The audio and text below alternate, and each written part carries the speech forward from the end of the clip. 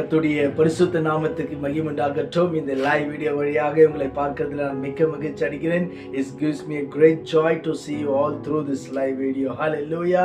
We have every Thursday a time with Jesus. இயேசுவோடு கூட நேரம் என்று சொல்லி அந்த நேரடி வழியாக உங்களை பார்க்கிறது நான் மிக்க மகிழ்ச்சி அடைகிறேன். ஆண்டவர் இன்றைக்கு பேசும்படியாக ஒரு நிமிஷம் நாம் ஜெபிக்கலாம். பரலோக பிதாவே, இந்த வேலைக்காக நன்றி. பரிசுத்த ஆவியானவரே, அடியனை தாழ்த்தி உம்முடைய கரத்தில் ஒப்பு கொடுக்கிறோம். என்னோட எங்களோட நீர் பேசும் ஆண்டவரே, நாங்கள் கேட்கிறோம், ஒப்பு கொடுக்கிறோம் அப்பா. இயேசு நாமத்தில் ஜெபிக்கிறோம் நல்ல பிதாவே, ஆமென். ஹல்லேலூயா. அன்பானவர்களே, கடந்த வாரத்தில் நம்ம பார்த்தோம் ஒரு கர்த்தருக்கு பயப்படுகிற மனுஷனுடைய குணங்கள் எப்படி இருக்குது. Qualities of God fearing man. ஹல்லேலூயா.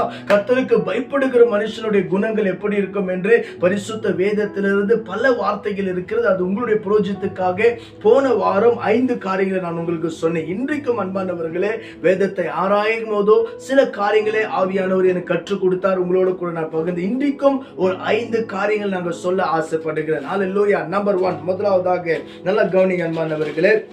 உபாகமம் புஸ்தகம் 14ஆம் அதிகாரம் 22ஆம் வசனத்தில் நம்ம வாசிக்கும் போது, உன் தேவனாகிய கர்த்தருக்கு நீ பயந்து இருக்கும்படி உன் காணிக்கையும் தசன பாகங்களும் கொண்டு வாங்கல் என்று ஆண்டவருடைய வசனம் சொல்லுங்க. அன்பான சகோதரனே, சகோதரியே, நல்லா அறிந்து கொள்ள வேண்டும். 6வது குறிப்பாக நீங்கள் வைத்துக் கொள்ள வேண்டும். ஒரு மனுஷன் தேவனுக்கு பயப்படுகிறான் என்று சொன்னால் நல்லா கவனிங்க அன்பானவர்களே, அவன் தசன பாகத்துல உண்மையா இருப்பான் அன்பானவர்களே. ஹல்லேலூயா.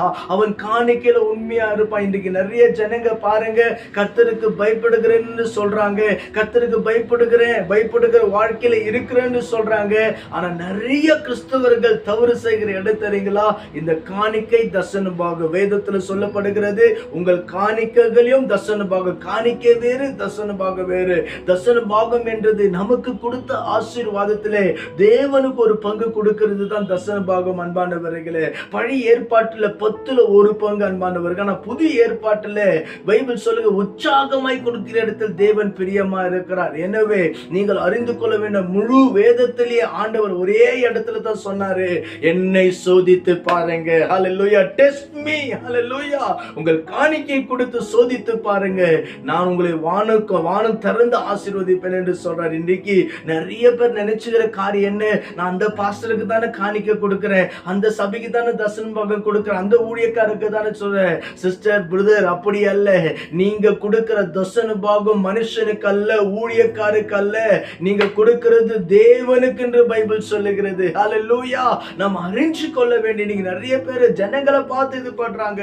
ஆனா இன்றைக்கு ஆவியானவர் சொல்லுகிறா, நீங்க நல்லா இருக்கிறதுக்கு, நீங்க தேசத்துல விருத்தி அடைகிறதுக்கு உங்கள் காணிக்கை தசன பாகத்துல கர்த்தருக்கு உண்மையா இருங்கள். அப்பொழுது என்ன அர்த்தம்? கர்த்தருக்கு பயந்து வாழ்க. எத்தனையோ எனக்கு குடும்பங்கள் தெரியும் அன்பானவர், எத்தனை ஏழப்பட்ட தாய்கள் எனக்கு தெரியும். இந்த கர்த்தருக்கு கொடுக்கிற விஷயத்துல அவர்கள் முன்னாடி இருக்கிற எத்தனையோ ஊழியக்காரர்கள் சாட்சி சொல்றாங்க, எங்களுக்கு கொடுக்கிற ஆசீர்வாதத்துல நாங்க அது இன்னொரு சின்ன ஊழியருக்கு, கஷ்டப்படுகிற ஊழியருக்கு நாங்கள் கொடுக்கிறோம் என்று ஊழியர்கள் சொல்லுகிறதை நான் கேட்டிருக்கிறேன். எனவே அன்பானவர்களே, ஆண்டவருடைய வசனம் சொல்லுகிற 6வது குறிப்பாக நீ கர்த்தருக்கு பயந்திருக்க. சும்மா ஜனங்க பாருங்க, நான் கர்த்தருக்கு பயந்து இருக்கிறேன், சில பாருங்க அந்த நடக்கையில பயந்து இருக்கிறது போல வெள்ளை துணி போடுறதோ ஒரு மாதிரி நடக்கிறது, அப்படியெல்லாம் ஆண்டவர் ஏற்றுக்கோ. வேத வசனம் என்ன சொல்லுகிறது? ஹல்லேலூயா. அது 6வது குறிப்பாக தசன பாகத்துல நீங்கள் உண்மையா இருக்க வேண்டும். 7வதாக அன்பானவர்களே, ஆண்டவருடைய வசனம் சொல்லுகிறது, நல்லா கவனிங்க. 128ஆம் சங்கீதத்துல 1-2 வசனம் சொல்லு, கர்த்தருக்கு பயந்து அவர் வழியில நடக்க வேண்டும். ஆமென். 7வதாக அன்பானவர்களே, உலகத்துல பல வழிகள் இருக்கிறது.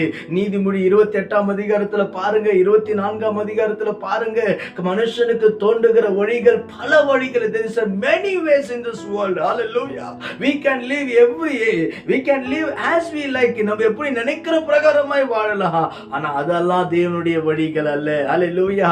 ஏசாயா 55ல 7-8 வசனங்களில் சொல்றார் கர்த்தர், உங்களுடைய வழிகள் என்னுடைய வழிகள் அல்ல.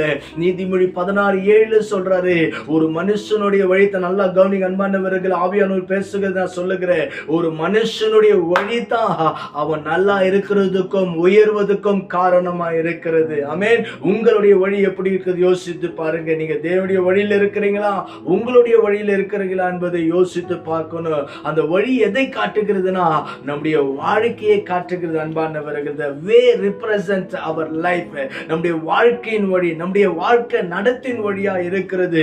பயந்திருக்கிறோம் சொன்னா நம்முடைய வழிகளை கர்த்தருக்குள்ளாக நாம் நடக்கிறவர்களாக இருக்க வேண்டும். ஆமென். எட்டாவதாக அன்பானவர்களே, வேதத்துல வாசித்து பாருங்க. நீதிமொழியின் புஸ்தகம் 8ஆம் அதிகாரம் 17ஆம் வசனம் சொல்லுகிறது, தீமை விட்டு விலகிறதே கர்த்தருக்கு பயப்படுகிற பயம். ஹல்லேலூயா. உலகத்துல பல தீமைகள் இருக்கிறது. தீமையாய் பேசுகிறார்கள், தீமையாய் நினைக்கிறார்கள், யாருக்கு தீங்கு செய்யலாம், யாருக்கு எது பண்ணலாம். நிறைய பேர் பாத்தீங்கன்னா அன்பானவர்களே, தீங்கு பண்ணவர்களுக்கு சில ஜனங்க சொல்லுகிறது கேட்டிருக்கிற, எனக்கு தீங்கு செய்தாங்க பிரதர், நான் தீங்கு செய்யாம இருக்க மாட்டேன், எனக்கு துரோகம் பண்ணாங்க, நான் துரோகம் பண்ணாம இருக்க மாட்டேன். நிறைய கிறிஸ்தவர்கள் சொல்றாங்க. பைபிள் அப்படி சொல்லவில்லை. புரிந்து கொள்ளுங்க.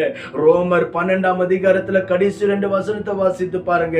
தீமையை தீமையினால வெல்லாமல் நன்மையினால வெல்ல என்று ஆண்டவருடைய வசனம் சொல்லி. இன்னைக்கு நமக்கு தீமை செய்த ஜனங்கள் இருக்கலாம், தீமை செய்த குடும்பங்கள் இருக்கலாம். நீங்க சொல்லலாம், பாஸ்டர் நன்மை தான் பாஸ்டர் பண்ண, ஆனா தீமை வந்துச்சுன்னு நினைக்கலாம். ஆனா ஆண்டவருடைய வசனம் சொல்லுகிறது, தீமை கெட்டது.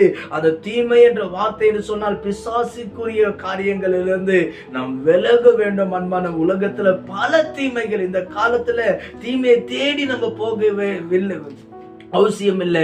இருக்கிற இடத்துல தீமைகளை நம்ம பார்க்க முடியும். எனவே அன்பானவர்களே, தீமை என்று தெரிஞ்சவனே, when we see the evil things, we should come out of that evil things. Hallelujah. அந்த காரியத்திலிருந்து நாம் வெளியே வர பிரயாசப்பட வேண்டும். 9வதாக அன்பானவர்களே, வேதத்திலிருந்து ஒரு வார்த்தை நான் சொல்ல ஆசைப்படுகிறேன். நல்லா கவனித்து பாருங்க. 1 சாமுவேலின் புஸ்தகம் 12ஆம் அதிகாரம் 24ஆம் வசனம் சொல்லுகிறது, கர்த்தருக்கு ஊழியம் செய்கிறது அவருக்கு பயந்து இருக்கிறவர்கள் என்று ஆண்டவருடைய வசனம் சொல்லுங்க. அன்பானவர்களே, அன்பான சகோதரியே சகோதரனே, இன்றைக்கு கர்த்தர் உங்களை எவ்வளவு அளவுல ஆசீர்வதிச்சிருக்கார் யோசித்து பாருங்க. எந்த அளவுல நிக்க வச்சிருக்கார் யோசித்து பாருங்க. எந்த அளவு உங்களை கொண்டு வந்திருக்க யோசித்து பாருங்க. நாம் என்ன கர்த்தருக்கு செய்திருக்கிறோம்? எவ்வளவு போராட்டங்கள் மத்தியில் அற்புதம் செய்தாரு. தலை குனிகிற வேற இடத்துல ஆண்டவர் உயர்த்தினாரு. அந்த தெய்வத்துக்கு நீங்க என்ன செய்திருக்கிறீங்க? யாரா இருந்தாலும் இந்த சத்தியத்தை கேட்கிற அன்பான சகோதரனே சகோதரியே, யாரா இருந்தாலும் எந்த ரீதியிலாவது ஒரு ரீதியில நாம் கர்த்தருக்கு ஊழியம் செய்துதான் ஆக வேண்டும், அறிந்து கொள்ள வேண்டும். மல்கியா 3ஆம் அதிகாரம் 18ஆம் வசனம் சொல்லுங்க, ஒரு காலம் வரும், ஒரு நேரம் வரும், ஊழியம் செய்தவனுக்கும் ஊழியம் செய்யாதவனுக்கும் நான் வித்தியாசத்தை காண்பிப்பேன், நான் வித்தியாசத்தை காண்பிப்பேன் என்று கர்த்தர் சொல்லுகிறார். ஹல்லேலூயா.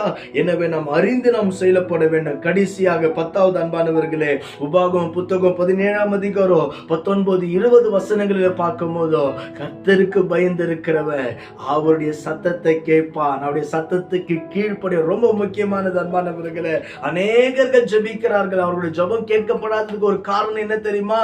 கர்த்தர் என்ன சொல்றானுங்க அவங்க கேட்கறது. நீதிமொழி 28:9 சொல்லுகிறது, கர்த்தருடைய வசனத்துக்கு செவி கொடுக்காத ஒரு ஜெபம் அருவருப்பானது என்று ஆண்டவருடைய வசனம் சொல்லுகிறது. இன்றைக்கு இந்த மாலைவேளை நீங்கள் அறிஞ்சு கொள்ள வேண்டும், ஆவியானவர் நமக்கு பேசி இருக்கிறார். ஹல்லேலூயா. எனவே முடிஞ்ச அளவுக்கு அவருடைய சமூகத்தில் அவர் பேசுகிறது நம்ம கேட்போம். ஆமென். நம்மளே பேசி பேசி பேசி இது வேண்டும் அது வேண்டும் ஆண்டவரே, இது கூட ஆண்டவரே, எலியாவின் தேவன் எங்க, யாக்கோபின் தேவன், இப்படியே நம்ம சொல்ல சொல்ல சொல்ல ஆனா எலியாவின் தேவன் சொல்றாரு, எலியாக்கள் எங்கே? ஹல்லேலூயா. அவர் சொல்லுகிறதை கேளுங்க, அவர் சத்தத்துக்கு கேளுங்க, அவர் என்ன சொல்றாரோ அதன்படி நம்ம செய்யும் போதோ நிச்சயமாய் சொல்ற அன்பான நம்முடைய வாழ்க்கையில வெற்றியின் மேல வெற்றியே பரிசுத்த ஆவியானவர் குறுக்க வல்லவரா இருக்கிறார். ஹல்லேலூயா. இன்றைக்கு 6 காரியங்களை நம்மளோட கூட பகிர்ந்து கொண்டே தேவனுக்கு பயப்படுகிற மனுஷனுடைய குணாதிசயங்கள் என்பதை உங்களோட கூட ஆவியானவர் கூட முதலாவது நான் சொன்னேன்.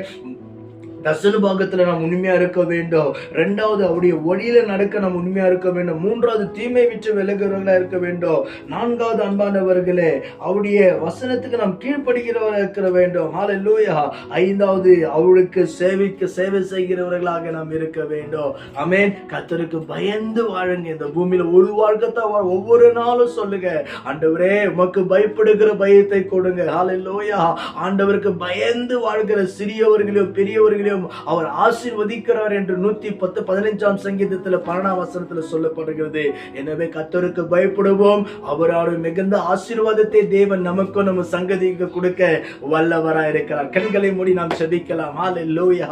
பரலோக தேவனே, இயேசுவின் நாமத்திலே இந்த மாலவேலுடைய சந்நிதியில வருகிறப்பா, யாரெல்லாம் பார்க்கிறாங்களோ ஆண்டவரே, கர்த்தரை குறித்ததான பயம், இயேசுவை குறித்ததான பயம், ஆவியானவரை குறித்ததான பயம், பரலோகவே பிதாவை குறித்ததான பயம் வரட்டும் ஆண்டவரே.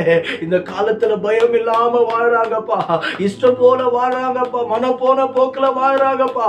ஓ ராமா சந்தராமா நம கபாந்தரமா.